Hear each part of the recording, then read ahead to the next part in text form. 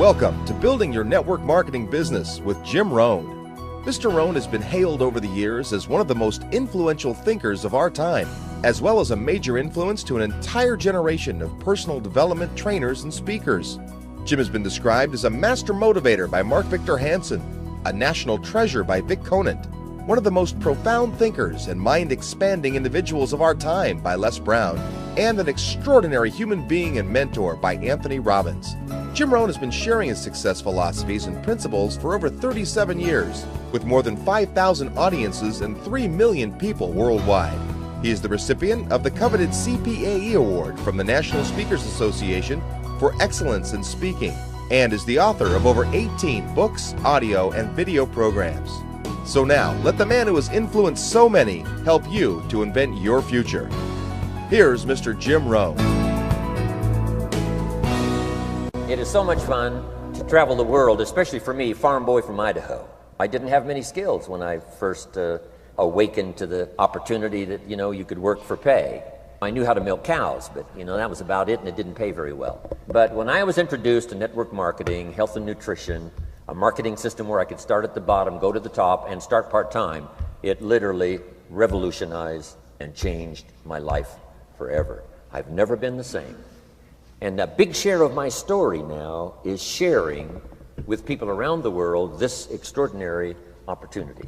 And then along with it, the philosophy that makes it work. Because you can have every technique in the world and the best product in the world, and you can have the finest support system in the world, but unless you have the philosophy that drives you to do the necessary things to make it work, then nothing works. So I like to talk about all the things that made it work for me and see if that might not be valuable for someone else. So I want you to take some good notes. If you're ready to take notes, say, I'm ready. I like this crowd already. Treat me well, I might take you with me as my traveling audience. Now, here's the next key on being prepared for the next century, and that is your personal philosophy.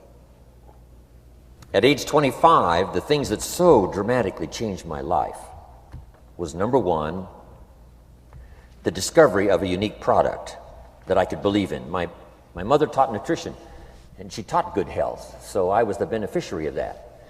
It came from my grandmother, my grandfather, passed it on to my mother. She taught it, passed it on to me. My father never had a major illness, lived to be 93. My mother extended her life, according to the doctor, at least 20 years.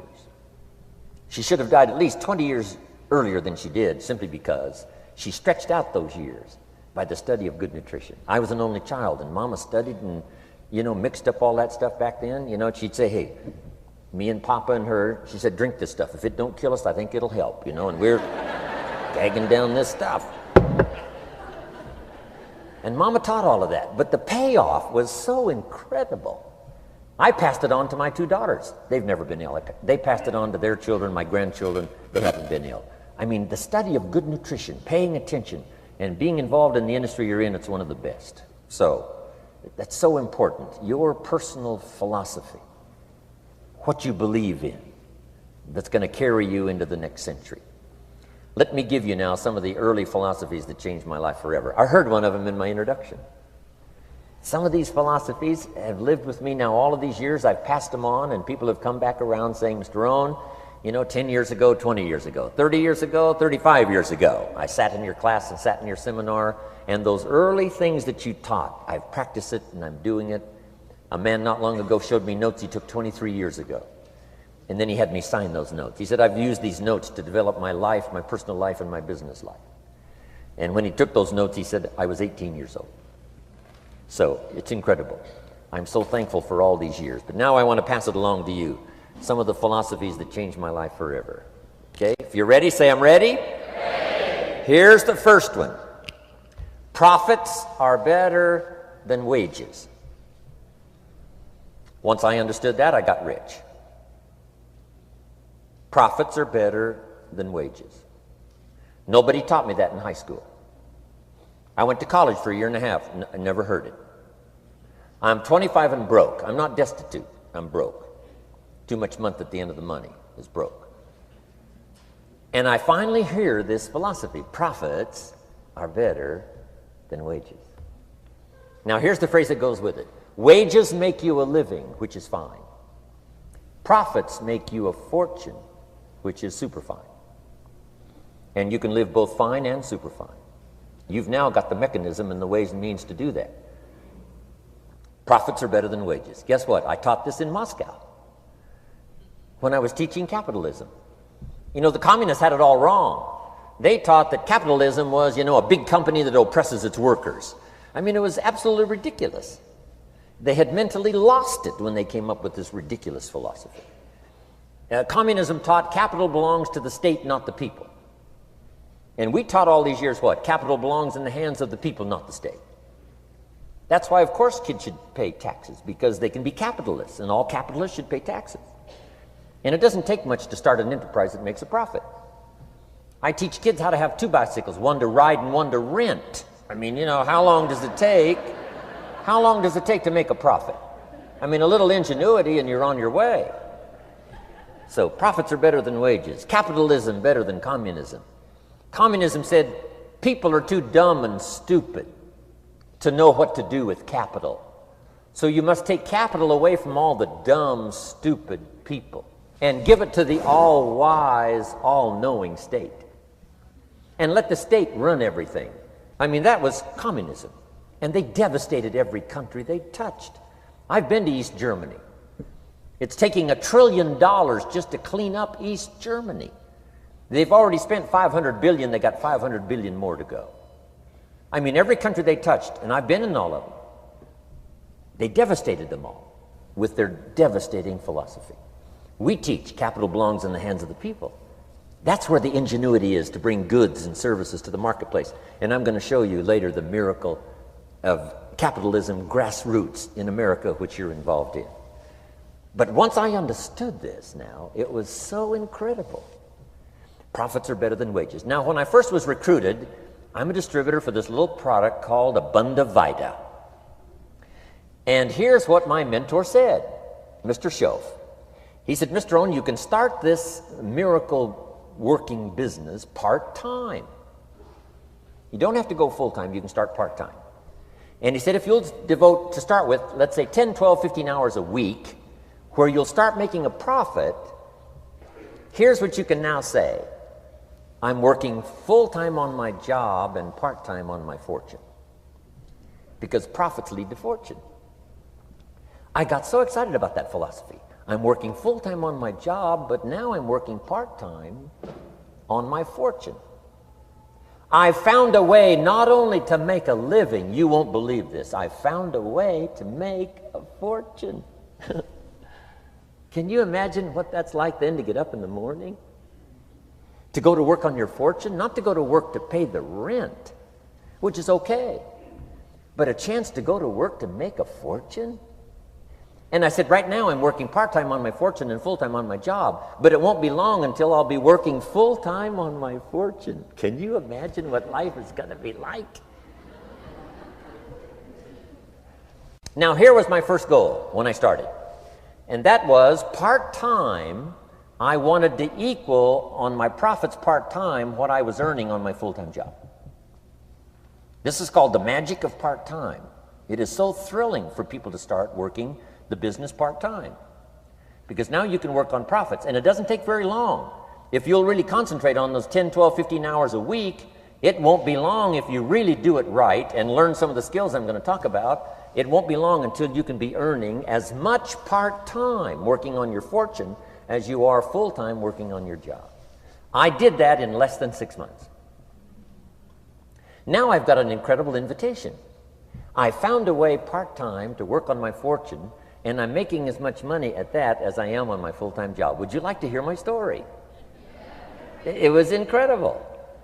Now, here was my second goal, to make twice as much money part-time working on my fortune as I was working full-time on my job.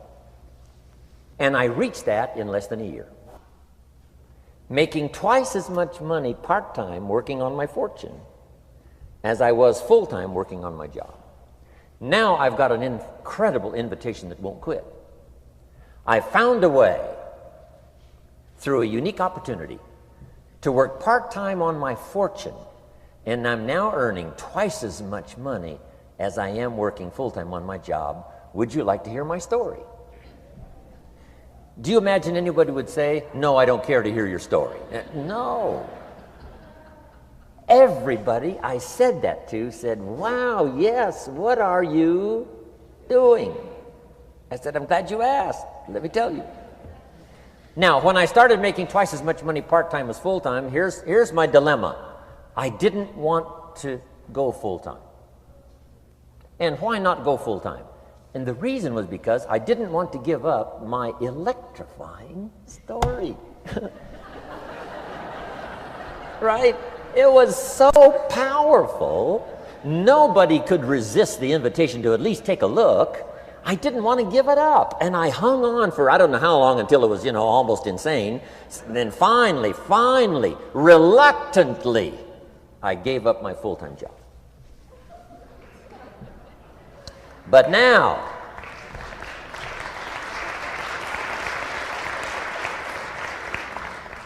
you can imagine the thrill and excitement of going to work full-time on my fortune. It was incredible. But I want you to jot down the magic of part-time. What does it take to really change a person's lifestyle? Not very much. An extra $1,000 a month, I'm telling you, will drastically change most American families' lifestyle. And that's why part-time is so valuable, because it very quickly changes a person's lifestyle. And here's what the change in lifestyle does. It's a great recruiting tool. One of the greatest recruiting attractions is the money you make part-time. Somebody said, you've been on 3 vacations this year? Says, yes, I got this little part-time thing going. Says, what's that? You bought 2 new cars, one for you and one for her? How did you do that? Said, I got this little part-time thing going. Your kids have got all these new clothes? Yes. All this stuff is happening. What is it? An extra $1,000 a month. See, $1,000 a month full-time, nobody wants to hear your story. $1,000 a month part-time that starts to change your lifestyle, everybody wants to hear your story. So the key is part-time. The magic and the attraction of part-time gives you a classic invitation for somebody to listen to what you're doing that's changing your life. And it's not just necessarily the money that changes your life. It's what you do with the money. It's the change of lifestyle. So part-time helps to change lifestyle, which gives you a classic invitation to look at what you're doing. That's how I started in network marketing, age 25. Wow, these philosophies changed my life. I wish I would have learned them in high school. In high school, if they would have offered Wealth 1, Wealth 2, I'd have taken both classes. I wouldn't have waited until I was 25 and broke. Here's the next one. Philosophy that helped change my life. It's not what happens that determines your life future. It's not what happens that determines your life future. It's what you do about what happens. All of us are in like a little sailboat. And it's not the blowing of the wind that determines your destination. It's the set of the sail. So jot this phrase down. It's one of the best to understand. Kids need to understand it. The same wind blows on us all. The same wind blows on us all. The wind of disaster, the wind of opportunity, the wind of change. The wind when it's upside down, the wind when it's favorable and unfavorable. The same wind blows on us all. The economic wind, the social wind, the political wind. The same wind blows on everybody. The difference in where you arrive in 1 year, 3 years, 5 years, the difference in arrival is not the blowing of the wind, but the set of the sail. And that's what learning is all about, to set a better sail this year than last year. To set a better sail. The first 6 years of my economic life, I wound up broke. Second 6 years, I wound up rich.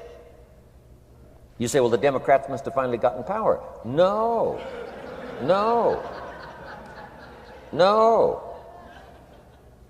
It was not a political change. Here's what changed the second 6 years of my economic life. It was my philosophy that changed. The set of the sail of better thinking, correcting the errors of the past and picking up new disciplines for the future. That's all I had to do at the end of the first 6. Correct the errors of the past and then pick up some new disciplines for the future. And my total life changed. The second 6 years was totally different than the first 6 of my working life. And guess who can do that? Anybody. Now, you can keep on the same path for the next couple of years as you have the past 2. But if you wish to, And maybe everything's okay for you and you don't need to. But if you need to make some changes, I'm telling you, you can start doing it today so that the next 2 years will be drastically different than the last 2. And anybody who wishes to do that can. And you can do it between ages 40 and 43. You can do it between ages 13 and 15.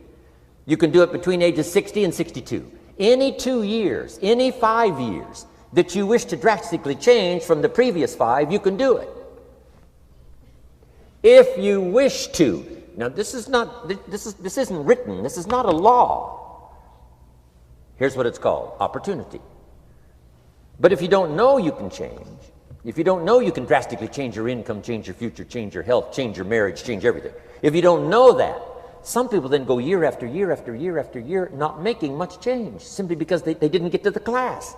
They never read the book. They never went to the seminar. They never made the discovery. They didn't seek for the knowledge of how could I make my life better. And if you just rock along, I'm telling you it's okay. Anybody can live any way they choose, but I'm here to tell all of you that if you wish to, it's possible to make the next 3 years totally different than the last 3. And all you have to do is just a few things. So if you got that one now, it's not the blowing of the wind that determines your income. It's not the blowing of the wind that determines your fortune. It's the set of the sail. And that's why we gathered here today. Maybe I've got some ideas that'll help you with a couple of little things about setting the sail of your thinking that might drastically give you multiplied more benefit the next 3 years than you've gotten in the last 3. So it's not what happens. What happens happens to everybody. Chevron years ago brought me in to talk to management. They said, Mr. Rohn, you travel around the world and you're fairly knowledgeable. What do you think the next 10 years are going to be like? I said, gentlemen, I can tell you I do know the right people. So they all leaned forward and listened carefully. And I said, gentlemen, the next 10 years are going to be about like the last 10.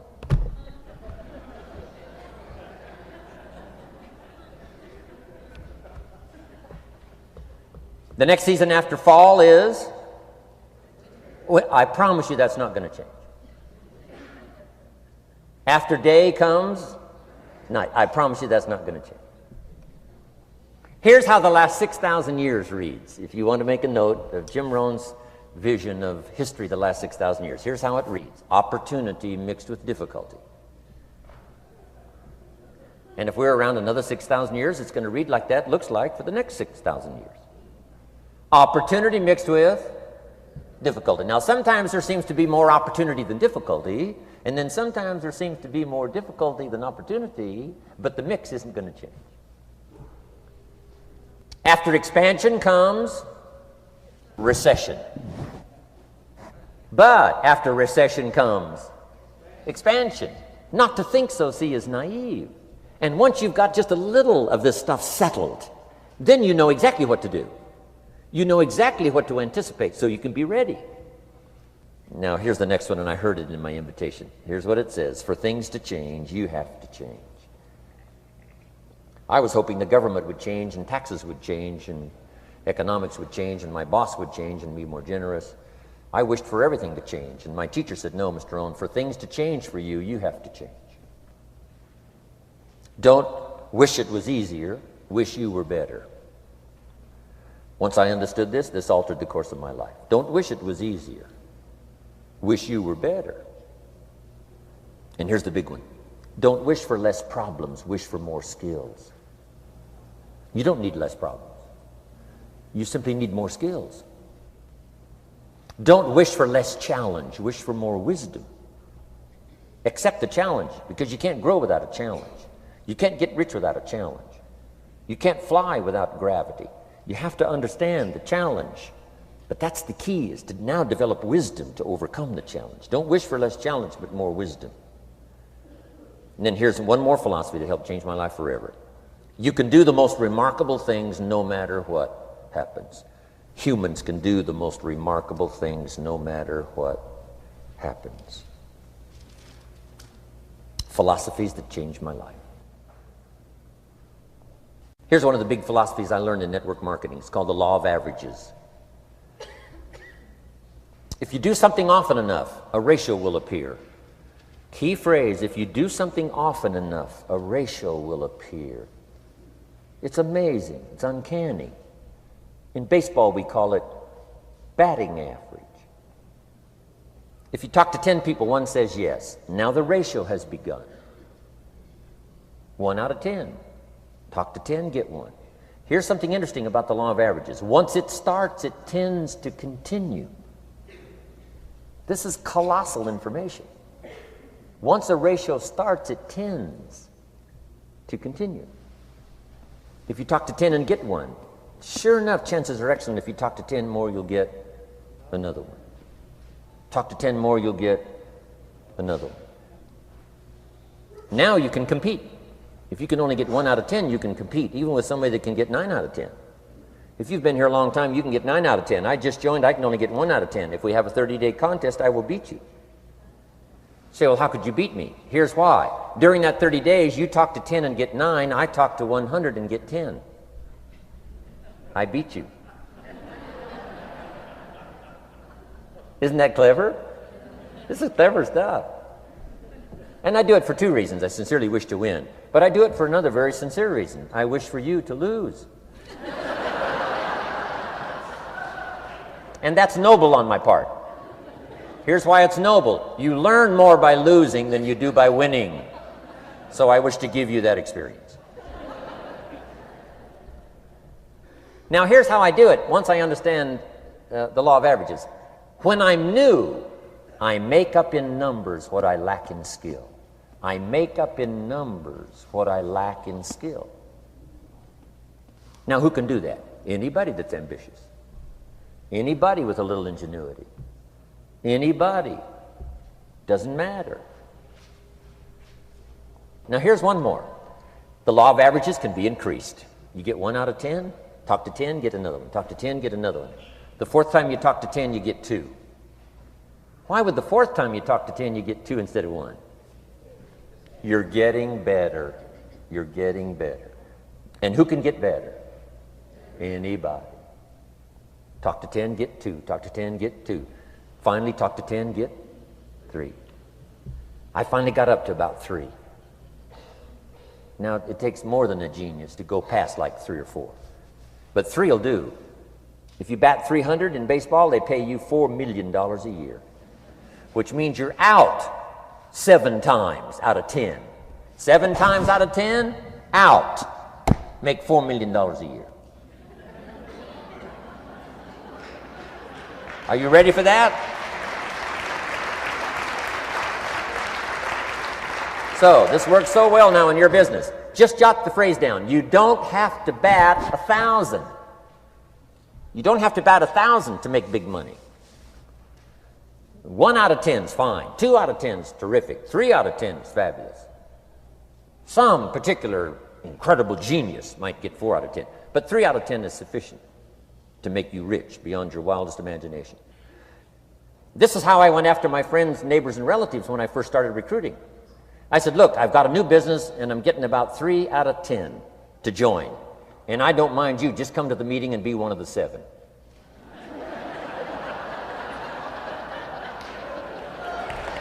Right? Doesn't matter. Right? You're my friend, you'll do me a favor. And so it's not important to me that you like it. It's not important to me that you join. It's certainly not important to me that you buy. It's just important to me that you listen. One of the reasons, though, I want you to hear the story is because a year from now, if I'm doing well, I don't want you to say, how come you never picked up the phone a year ago? I never got a letter, never got a call. You call me a friend? You're making all this money, you never picked up the phone. So I don't want that to happen. So for 2 reasons, I want you to see what I'm doing. So that a year from now, if I'm doing well, I can say, you know, I gave you the opportunity. But also, just as a favor, come and be one of the 7. It doesn't matter to me if you buy or join. But I need 10 to get 3. And if you're one of the 3, wonderful. If you're not, wonderful. It doesn't. It might matter to you. It might matter to you, but it doesn't matter to me. Now, it matters to me because we're friends, but it doesn't matter in terms of my averages. So if you decide to get rich, just learn the law of averages. You're off and running. Now, here's the second law that changed my life forever in network marketing. I learned the law of sowing and reaping. And in the law of sowing and reaping is also the story of the law of averages. Jot this down. The story of the sower comes from the Bible. I'm an amateur on the Bible, but this is such a useful story. Here's what the story says. And take the notes because the drama's in the details. The sower was ambitious. Evidently, he was ambitious. When you read the whole story, you'll conclude, yes, this was an ambitious sower. Here was number 2. He had excellent seed. The sower who sowed the seed had excellent seed. And the excellent seed can be an excellent opportunity, an excellent product, an excellent story. So we've got an ambitious sower with excellent seed. But now here's the rest of the details of the story. For your information, for the drama of your life, so you can understand things better. Learning some of this is how I got rich by age 31. Okay. Number 1, it says the sower goes out to sow the seed, but the first part of the seed falls by the wayside and the birds get it. So jot this down. The birds are going to get some of the seed. The birds are going to get some of the seed. Now you say, well, Mr. Rohn, what does that mean? Well, I invite John to come to a meeting. He said he'd be there Tuesday night. Tuesday night I show up, John isn't there. I say, John, I wonder why John didn't make it. Now I know the answer. The birds. The birds. John had this great idea of coming to the meeting to look at an opportunity, and somebody stole it and said, you're not going to go see network marketing. And he says, well, maybe not. So have you jotted that down now? The birds are going to get some. Now, when the birds get some, you've got 2 options. Number 1 is to chase birds. And say, well, let me get a hold of the person that talked him out of coming to the meeting. I'll tear him a new page. But I wouldn't do this. Here's what happens if you go chasing birds. You leave the field. If you go chasing birds now, you leave the field, which is going to distract from your future, not add. So you can't chase birds and try to straighten this stuff out. Here's what it is. It's just one of those things. And here's the best comment when things are a little disappointing. Isn't that interesting? You just have to say, I thought sure he would be there. He promised me. He promised me. But I know it was the birds. And you just have to say, isn't that interesting? Now, here's the rest of the story. It says, the sower kept on sowing. See, that was the secret to his success. He kept on sowing. And if you keep sowing, you can sow more than the birds can get because there aren't enough birds. If you keep sowing, there are some birds, but there's not enough because the law of averages will work for you. My mentor taught me, he said, you know, Mr. Rohn, there's only 9 or 10 real nasty, miserable people in the whole world. Now, he says they move around a lot, you know, and you're liable to... You'll bump into one once in a while. But when you bump into one, you say, there's only 9 more like you. I can handle that in the whole world. Okay. Now, here's what else it says. The sower now keeps sowing the seed. Now the seed falls, the story says, on rocky ground where the soil is shallow. And the rocky ground where the soil is shallow is not of your making, because you had excellent seed and you were an ambitious sower. So the rocky ground where the soil is shallow is not of your making. But here's what it says what happened. This time, the little seed that falls in the ground starts to grow, and the little plant starts to grow. But the first hot day, it withers and dies. It dies. Not an easy thing to watch. I finally get John started. Sure enough, 3 or 4 days later, somebody says, boo, and he goes,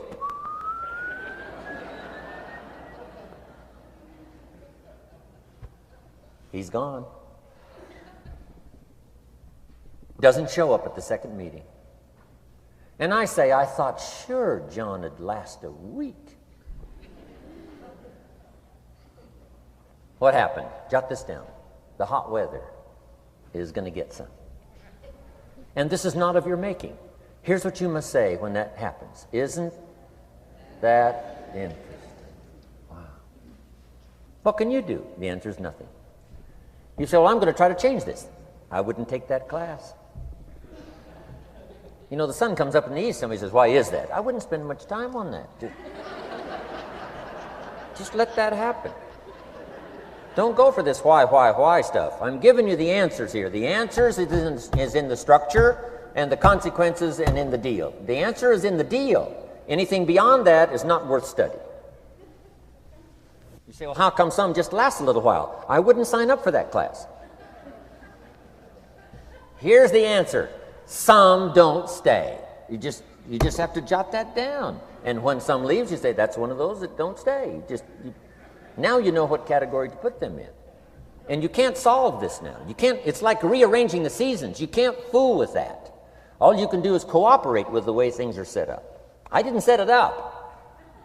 You say, well, it shouldn't be this way. Well, when you get your own planet, you can rearrange this whole deal. But on this planet, you're a guest. You got to take it as it comes. Now, here was the secret to the ambitious sower with good seed. It said he kept on sowing. Now, here's what he had to do to keep on sowing. He had to discipline his disappointment. This is a key phrase now to use the rest of your life. You must learn to discipline your disappointment, because you didn't set up the setup, and some are not going to stay, and that is not of your making. Now, if you made gross errors and you ran them off, see, that'd be different. Now, you're responsible for that. But if it's in the normal course of things, this is the way things are. Now, here's what it says. The sower keeps on sowing. Now it says the seed falls on thorny ground. And somebody says, well, how much of this do you have to go through? Well, hang on. It's not the end of the story now. Now the little seed falls on thorny ground. And now the little plant starts to grow again. But as the little plant starts to grow, the thorns choke it to death. And it dies. So jot this down. The thorns are going to get some. And that's not of your making. And what are these thorns? The story even called these little thorns, little cares, little distractions, little somethings. Who knows what all they are? I say, John, we had a meeting last night. You weren't here. John says, well, I can't make every meeting. I say, why not? You're part-time. He said, well, the screen door came off the hinges. And you just can't let your house fall apart. You got to take some time and fix things up. And I can hear the thorns going,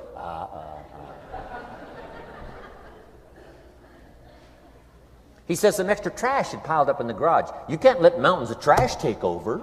You got to keep your trash hauled out. People who let little things cheat them out of big opportunities. People who let little things cheat them out of big opportunities. And you feel almost helpless. What could I do about that? And that's nothing. And you say, well, why is this? I'm asking you not to sign up for that class. Don't sign up for these why is this class. It's just the way it is. Like winter following fall and spring following winter. So if you got that, the thorns are going to get some. But now here's the good news. Let's read the rest of the story now quickly. The sower now what? Keeps on sowing the seed. Keeps on sharing the story. Keeps on giving an invitation. Yes, the invitation can be more powerful for me as it was 1 year later than it was the first month. Because now I'm saying I'm making twice as much money part-time as I'm making on my full-time job. Yes, the story can be more powerful, but the law of average is still going to work. But now here's what the story said. Finally, the seed falls on good ground. Finally, the seed falls on good ground. Now put this in parentheses. It always will, if you keep sowing. If you share a good idea long enough, it will fall on good people. But now here's the rest of that story. Some of the good ground did 30%. And some of the good ground did 60%. And some of the good ground did 100%. You say, well, why the difference in numbers? I wouldn't sign up for that class. Go on. Have I said that often enough now? Don't register for that class. It's just the way it is. Now, I tried to get the 30s to do 60.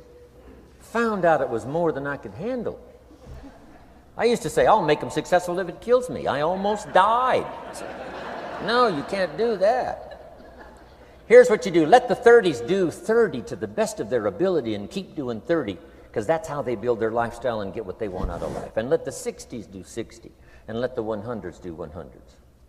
Now, how can you get some to do 100%? You got to go through all these experiences, and you got to talk to all these people. Let me quickly give you now a list of the skills that changed my life forever. Developing a new philosophy that I could do it in my network marketing experience now led me to developing new skills. Right, I knew how to milk cows, but didn't pay well. Here's the first skill I learned that changed my life: getting a customer, making a sale.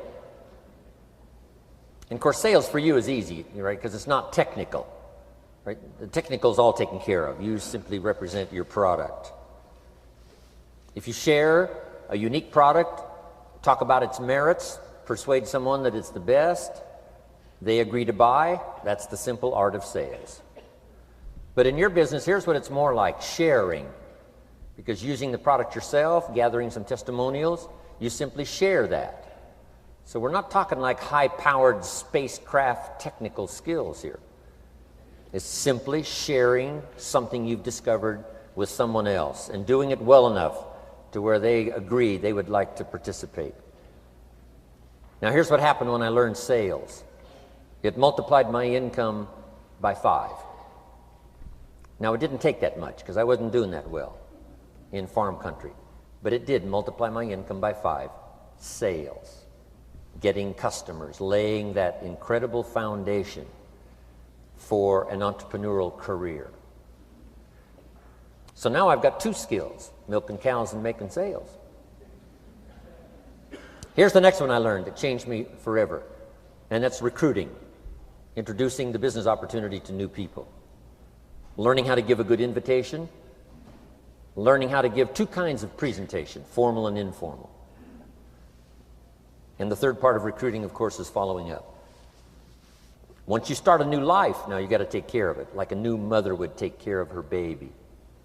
You don't start a new life and abandon it. You start a new life and nourish it like a mother and protect it like a father. You got to be both mother and father to a new person. Nourishment, ideas like a mother. Protection, help defend your new life against the encroachment of outside voices that would try to talk them out of it. So you got to be mother and father in this art of recruiting. We call it being a sponsor. And being a sponsor is like being a bridge, helping somebody from darkness to light, from skeptic to faith, from not knowing to knowing, from no confidence in themselves to starting to gain confidence. You're the bridge that helps people from the shadows to the sunlight. It's one of the most exciting positions to occupy in all of network marketing industry, is the bridge, helping people crossing the bridge out from discouragement into recognition. Being this bridge, that's what the recruiting magic is all about. You've got the answers. They've been looking for the answers. You've got the answers, and you help them cross this bridge. You see something in them before they can see it in themselves. You assure them that it's possible to be more than they are, therefore they can earn more than they've got, have more than they possess. This is one of the great arts in the world, and here's what's exciting about this art. It pays big money. Because now you operate a unique philosophy taught first in the Bible. John Kennedy taught it in his inaugural speech. Zig Ziglar's got one of the best ways to put it. And that's the secret to wealth. The secret to wealth and fortune. First taught in the Bible. Because the question was asked, how can we achieve greatness, great wealth, great power, great influence, great recognition, great self-esteem? How can we achieve greatness? The master teacher was asked. And here was his formula for achieving personal greatness. He said, find a way to serve the many, for service to many leads to greatness. For those that are interested. Some people aren't interested, but for those that are, service to many leads to greatness. Someone says, well, best I can do is just take care of myself, which is okay, but it doesn't lead to greatness. Somebody says, I got enough bills of my own, I can't worry about someone else's bills. That's okay, but it doesn't lead to greatness. Greatness is helping people pay their bills. You forget about yours. Because if you help enough people pay theirs, yours disappear. Help people with problems, your problems disappear. The key to greatness, the master teacher taught, is finding a way. Now, a lot of people would like to serve many people, but they don't have a way. And what's exciting about you and your business is you've now got the way. Whether you use it or not, it's up to you. Whether you cash it in or not is up to you. Whether you make a fortune or just a little, that's all up to you. Each person's ambition, it's called the same marketing, the same product. The products are the same for everybody here. The marketing system is the same. The difference is each person's philosophy and each person's individual ambition. But whatever your ambitions are, now you've got the ways and means. And here's what you've got the ways and means to do. Serve as many people as you would like. Now, here's what's exciting about recruiting. With what you're involved in here, you can directly and indirectly affect the lives of dozens of people. Some of you are going to directly and indirectly affect the lives of hundreds of people. And some of you, if you wish, can directly and indirectly affect the lives of thousands of people. And the pay is accordingly. If you affect a few, you earn that pay. If you affect the many, you earn that pay. But the secret is found in the Bible. Service to many leads to greatness. Now, John Kennedy said it in his inaugural speech. Here's what he said: don't ask.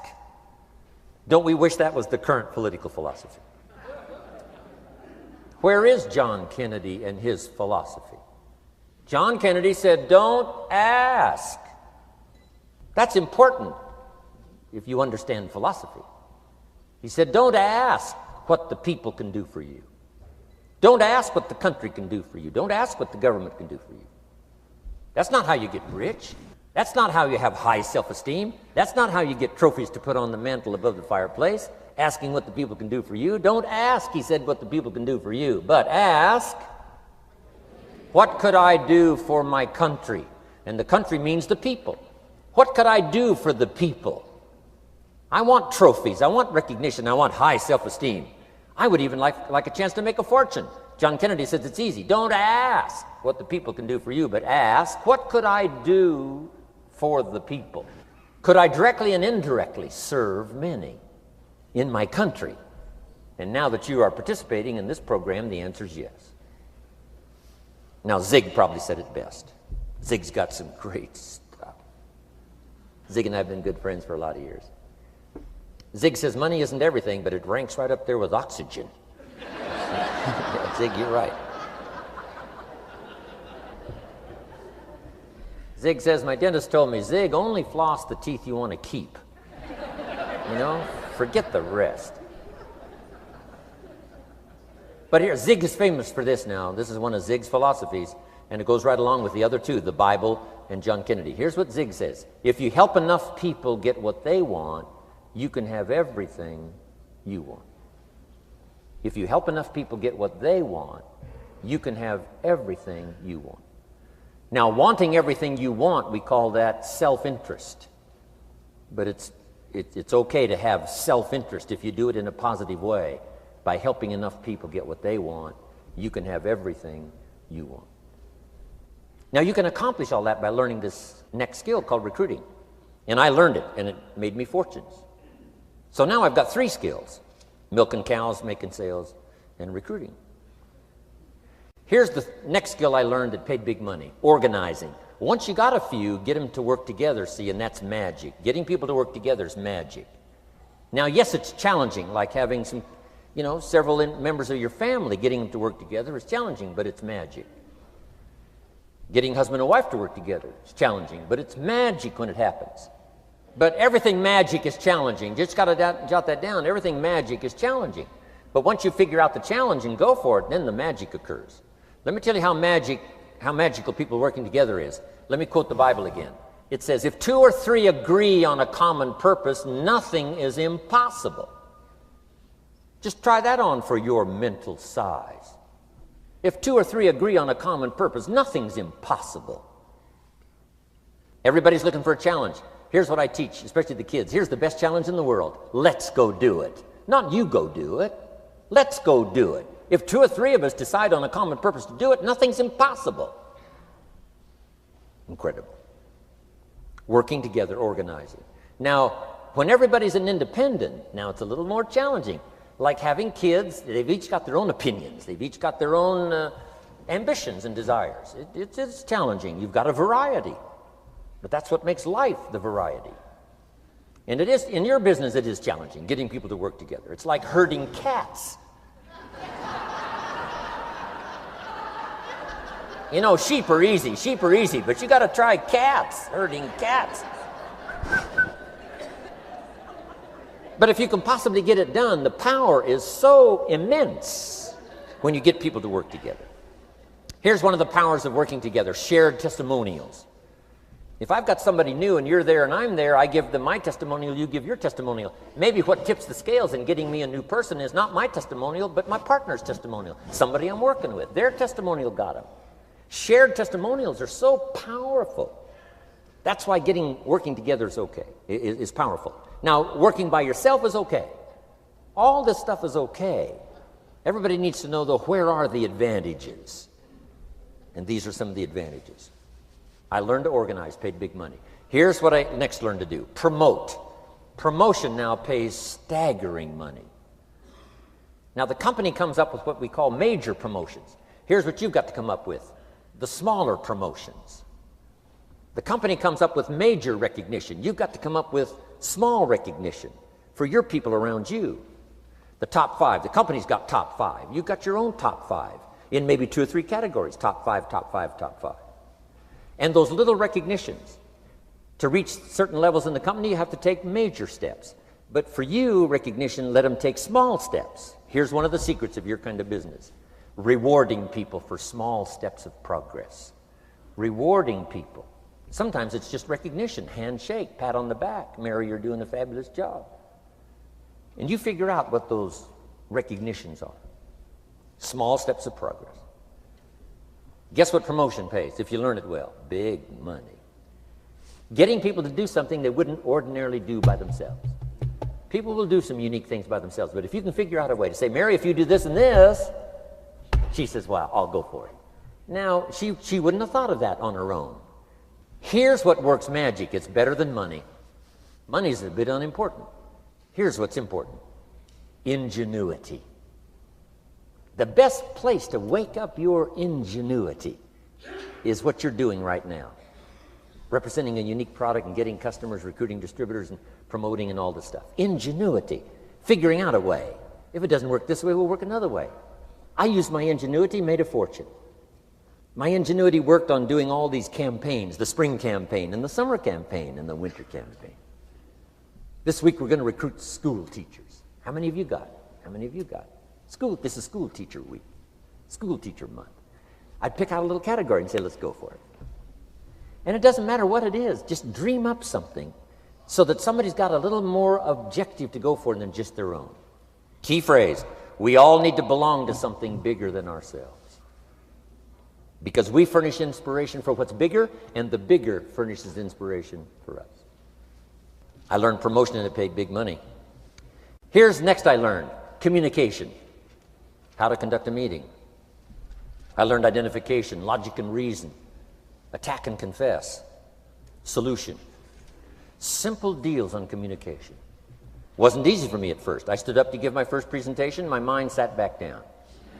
Right? Y'all been through that? Opened my mouth, nothing came out for a while. But here's what I did. I did it again. Just jot that phrase down. I did it again. That's the secret to how I got here. 35, 40 years later, it's how I got here. I did it once, it was uncomfortable. That first presentation was so lousy, if I hadn't have been doing it, I'd have gone home. It was not that good. But here's the secret to how I got here. I did it again, and then I did it again, and then I did it again, and I did it again. I remember when I first decided to be a little more animated, right? And walk out away from the podium, right? Get out from just behind the podium. So I got out there, and then I thought, how do you get back? Whoa, I'm stranded out here. Remember those times? Doing something for the first time? But you learn quickly in your business, right? In your business, the guy stands up to give his first testimonial, and he's so nervous he forgets his own name, right? And 30 days later, he wants to give a 3-hour testimonial, right? You hardly get him off the stage. So, learn communication. How to affect other people with words. That's the greatest art in the world to learn. How to affect other people with words. Key phrase: don't be lazy in language. If you learn to use the gift of your own language wisely, it can make you a fortune and build an incredible life. Here's 3 other things I learned. One is to train, training people how the business works. And then I've used another word called teach, train and teach. And only to say this, training people how the business works, teaching is how life works. Because here's what all of us need for the 21st century: business skills and life skills. The life skills are leadership skills. The life skills are learning how to set goals. Now here's the ultimate skill to learn that can transform your life and the life of whoever will listen: the ability to inspire. Inspire means help people to look up a little higher than where they are and wish they could get there, and inspire them that it's possible. Here's how we inspire: by our own testimony. If I can do it, you can do it. Here's how else we inspire: by others' testimonial. If they can do it, Mary, you can do it. Getting people to see themselves better than they are. Getting people to see themselves richer than they are. Getting people to see themselves more capable next year than they are this year. Getting to see themselves in the future. To help both your kids and your people, here's what you must learn to do. Number 1, help people to see themselves as they are. If people have made mistakes, they got to know it. You can't go on making mistakes and hope to achieve. Mistakes have to be corrected. And you've got to do it with your children. Help them to see themselves as they are. If they've messed up, here's what you've got to say: you've messed up. But here's what's important as a parent: don't leave them in the mess. Some parents, tell their kids they've messed up and then they leave them in the mess. They don't paint a better picture. Here's what you could become with just a couple of more changes. Rather than this, here's what you could be. So we must help our children see themselves as they are, but here's the greatest gift: to help our children see themselves better than they are. To transport them not only past to see their mistakes, but transport them to the future to see their opportunity. To see the person they can become. My mentor had that greatest gift to help me to see myself better than I was. At first it was difficult to see, then I started to believe, and that's how I got here today. He said, one of these days, Mr. Rohn, you'll walk into a room full of people and you will hear some of them say, "That's him, that's the famous man." I said, well, that could never happen to me. He said, trust me. If you keep working hard on the disciplines like you're doing right now, that'll happen. You'll walk into a room full of people and you'll hear one say, "That's him, that's the famous man." He saw it and he tried to get me to see it. And now finally it's happened. I think when I walked in here today, I think I heard someone say, "That's him, that's the famous man." It happened for me.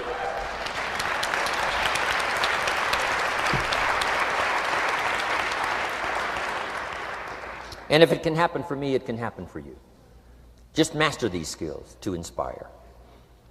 Here's what else I learned: the skills of building an organization. Learn to work with the people who deserve it, not the people who need it. You must be like life itself. Respond to deserve, not to need. It doesn't say if you need, you will have a harvest. It doesn't say if you need a harvest, you'll have a harvest. It's not what it says.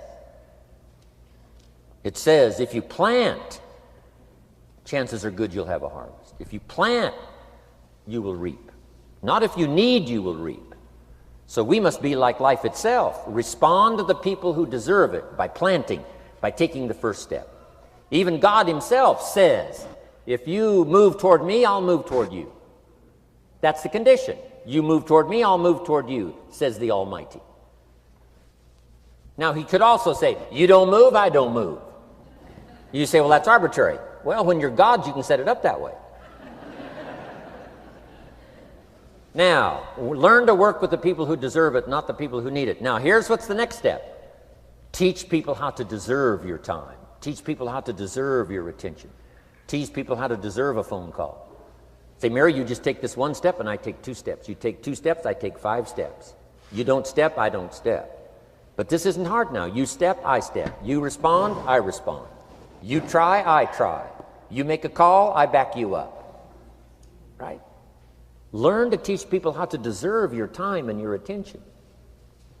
Next, I learned to work by group more than individual. Here's why. 80% of the people do 20% of the business. So 20% of the people you can work with individual, 80% you have to work with by group. But group is very powerful, less confrontational. Then here's what's important for all of you to learn as a sponsor, helping other people. You can help 1,000, but you can't carry 3 on your back. You can help 1,000, but you can't carry 3 on your back. And I'm sure all of you have already gotten that experience, even though you've been here a short time. Some people will try to get on your back. That's where we got that expression, get off. That's where we got that. A guy discovered somebody on his back and said, what? I can't carry you, get. Now, if you're like some I see here, 6'4" and you weigh 300 pounds, you might carry one, and if you were really big enough, Kareem Abdul-Jabbar or something, you might carry 2, but you can't carry 3. When babies are born, they were not designed just to be carried. Babies were not born to be carried all their life. Someday you got to try your legs. Someday you got to try your wings. Someday you got to try. Even if you fall down, you got to try, because you can't just crawl around all your life. You can't be carried all your life. So as quickly as possible, you can help 1,000, but you can't carry 3. Next, don't expect the pear tree to bear apples. I used to try to change everything. You can hang apples on a pear tree. I'm telling you, it won't help. You can put up a sign, this is an apple tree. Sure enough, come the season, pears. Here's what I learned. You cannot change people, but they can change themselves. You cannot change people, but they can change themselves. Incredible. Capital in your business isn't what matters. Okay, it's not the money that buys you a future. It's your skills that buy you a future. Money and no skills, and I'm telling you, you're still poor. Money and no ambition, where are you? Money and no courage, you're broke. A little bit of money and a whole lot of courage. That's all we need. I'm looking for people when I'm recruiting back in those days. The money didn't matter. What mattered to me was somebody's willingness, somebody's ingenuity, somebody's willingness to try. Right? If they had $1 to invest, that was plenty for me. $1 and some ambition, and I can show you how to get rich. And it'll be one of the classic stories of the company. I go to recruit somebody, they say, I don't have any money. See, I've been looking for you for 6 months. Let me show you how to do it without any money. Because here's the rules of capitalism. Jot this down. You can either buy and sell, or if you're in certain circumstances, you can sell and buy. If you've got ambition. Now, if you haven't got ambition, we can't cure that, and money won't cure lack of ambition. But if you've got $1 and some ambition, I'll show you how to get rich. And even if you don't have $1, I'll show you how to get rich, because you can sell and buy. Somebody says, as soon as the product arrives, I'll sell it. Then you don't understand. You don't understand the magic of fortune if you say, I have to wait till it gets here to sell it.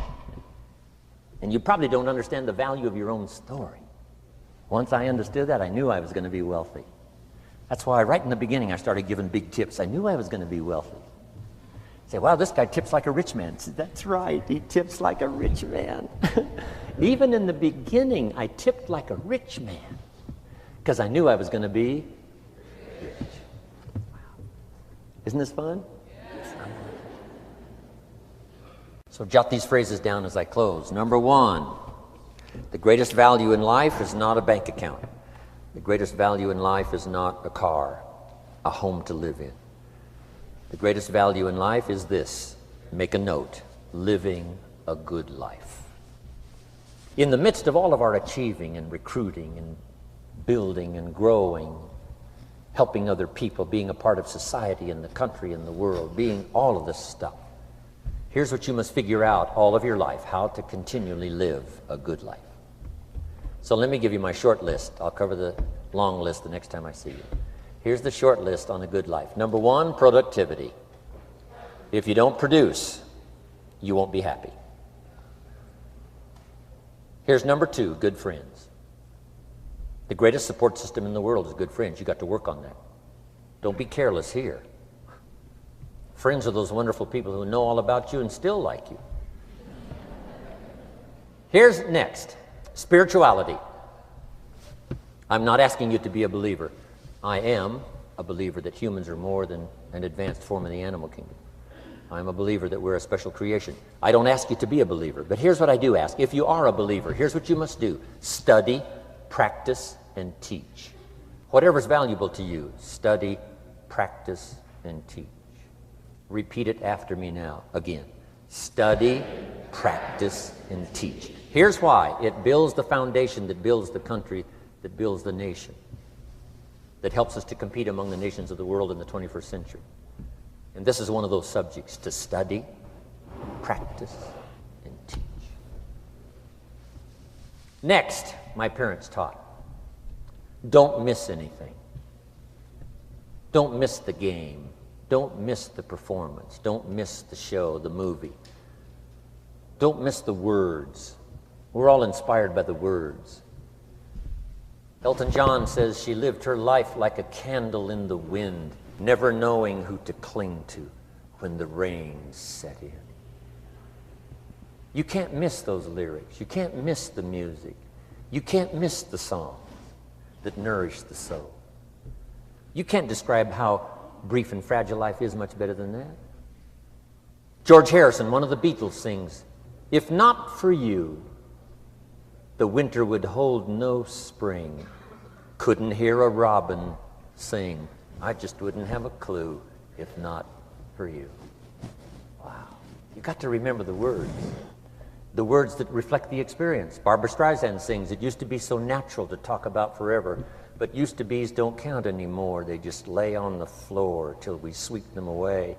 You don't sing me love songs, you don't say you need me, and you don't bring me flowers anymore." Illustrative of all of our experiences. Winston Churchill said, "The truth is incontrovertible.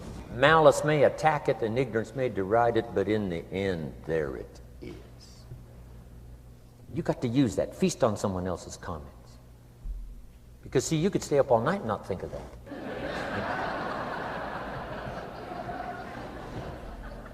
I'm asking you to do your research. I'm asking you, don't miss anything. Don't miss the play. When my father was 93, just before he died, if you would have called him at 10:30, 11 o'clock at night, he wouldn't be home.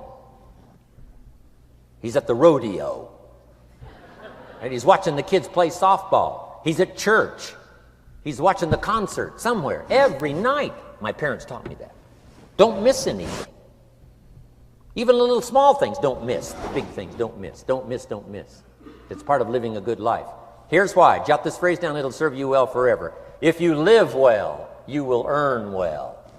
If you live well, it'll show up in the texture of your voice. If you live well, it'll show up in your face. If you live well, it'll show up in the magnetism of your personality. If you live well. So don't miss the nourishment of all the things around you that could help you live a good life. Next is the inner circle. Take care of them, they'll take care of you. Inspire them, they will inspire you. Nothing more valuable than the inner circle. That's where the power to conquer the world comes from, the inner circle. If a father walks out of the house and he can still all day long feel his daughter's kiss on his face, he's a powerful man. Nourishment of the inner circle is so incredible. If a husband walks out of the house and all day long he feels the imprint of his wife's arms around his body, he's invincible. Who can touch him? One person caring for another, the old prophet said, is the greatest. There's many virtues and values, but the greatest is love, one person caring for another. Better to live in a tent with someone you love than to live in a mansion yourself. People caring for people. And especially that inner circle where the power is so magnificent that if you draw from it, if you nourish it, and then it nourishes you. Now here's my last comment. Ask for God's help. We could all use a little help. But my whole seminar was what you can do. A man took a rock pile, turned it into a fabulous garden. Somebody came and saw it and said, "You know, you and the good Lord have this fabulous garden here." The gardener said, "I understand your point, but you should have seen it a few years ago when God had it all by himself." So we do play a part. So make this the last note now. We have a chance as human beings to participate in the miracle process. We have a chance as human beings to participate in the miracle process. And you can go do that every day as often as you wish. Changing somebody's life. Rescuing somebody from oblivion, building an organization second to none so that your name will appear in many people's testimonial. And that's why I came today. so that by chance, I don't need the money. It's not why I'm here. I take the money, but I don't need the money. But here's why I'm here. By chance, perhaps, if I've come along at the right time, I don't know what time this is for you, but if I've come along at the right time, just maybe, a week from now, a month from now, a year from now, 5 years from now, you might say, Jim Rohn came by and gave us a little piece of information. That started me down the road. Here's what's happened to me. And my name might appear in your testimonial. Now, here's the drama as we finish. How many of you have my name in your notes? Here's the part of the drama then. I go with you. When we all leave here and the lights are out and the place is dark, I go with you because you've taken my notes and hopefully some of the spirit, some of the stuff I had besides just the notes. So I go with all of you. But here's the big drama. All of you go with me. See, that's so unbelievable. So as I leave here, I promise not to leave you behind. I will take you with me in my thoughts and in my heart. God bless.